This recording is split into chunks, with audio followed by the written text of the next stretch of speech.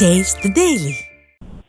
நிச்சயமாக அது தூத்துக்குடி மாவட்டம் திருச்செந்தூர் மற்றும் அதன் சுற்றுவட்டார பகுதிகளிலான காயல்பட்டினம், ஆறுமுகநேரி, ஆத்தூர், குலசேகரன்பட்டினம், உடன்குடி, பரமன்குறிச்சி, கீழநாடுமுலைக்கிணறு உள்ளிட்ட பல்வேறு பகுதிகளில் கனமழை பெய்தது. அதாவது தமிழகத்தில் ரெட் அலர்ட் கொடுக்கப்பட்டு தென் தமிழகத்தில் கனமழை பெய்ய என மாநில மையம் அறிவித்த நிலையில் இன்று சுமார் 2 மணி நேரத்திற்கு மேலாக தூத்துக்குடி மாவட்டம் திருச்செந்தூர் சுற்றுவட்டார பகுதியில் பெய்த கனமழையால் சாலைகளில் மழைநீர் பெருக்கெடுத்து ஓடியது. மேலும் திருச்செந்தூர் பகுதியில் உள்ள சிவன் கோயில் நுழைவு மண்டபம், பந்தல் மண்டபம் உள்ளிட்ட பகுதிகளில் மழைநீர் புகுந்து காட்சியளிக்கிறது.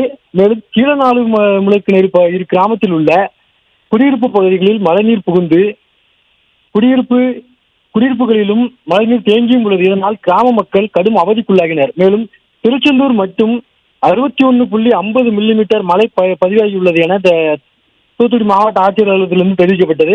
கனமழை பெய்ததால் சாலையில் செல்லும் வாகனங்கள் முகப்பு விளக்குகளை எரியவிட்டும் ஊர்ந்து செல்கின்றன. இதனால் திருச்செந்தூர் மற்றும் அதன் சுற்றுவட்டார பகுதிகளில் பெய்த கனமழையால் பொதுமக்களும் வாகன ஓட்டிகளும் சிரமத்திற்குள்ளாகின்றனர்.